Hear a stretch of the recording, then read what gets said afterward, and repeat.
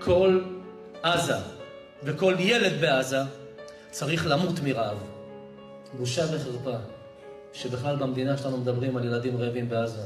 בושה וחרפה שאנשים בחודשים בודדים שכחו מה עברנו פה ב7/10. כל עזה וכל ילד בעזה צריך למות מרעב. כי מה שעושים עכשיו העזתים לחטופים, הם מרעיבים אותם ומתעללים בהם. ואל תשכחו שאלה שנמצאים בעזה וחונקים ומרעיבים את החטופים, הם פעם היו ילדים. בעזה הם בלתי מעורבים.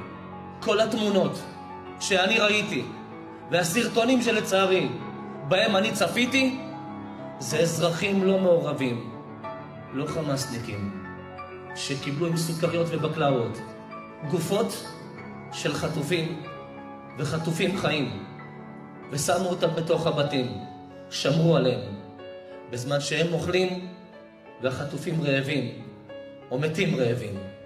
אז אם מדברים על רעבים, שידברו על חטופים רעבים או על הורים רעבים, שכל החיים יהיו רעבים לראות את הילד חוזר לחיים. לא למדנו מעמלק שהשארנו זכר ממנו, ואם הפעם יישאר זכר מהם, 7 לאוקטובר יחזור עם ספרה של שנה חדשה. אני לא מרחם על מי שלא ריחם על הילדים שלנו. אני לא מרחם על מי שבעוד כמה שנים יגדל ולא ירחם עלינו. אין בי טיפת חמלה על מי ששפך דם של יהודים שלא עשו לו רע. אנס, רצח, שרף, קרט איברים ועשה תמונות עם איברים כרותים.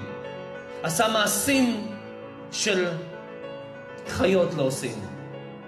רק מטומטם ערב רב, שונא ישראל, מרחם על המחבלים הבאים, למרות שהיום הם קטנים, והלוואי רעבים. מי ייתן ימותו מרעב. ולמי שיש בעיה מה שאמרתי, זה בעיה שלו. אף אחד לא ריחם על מאות יהודים שבסך הכל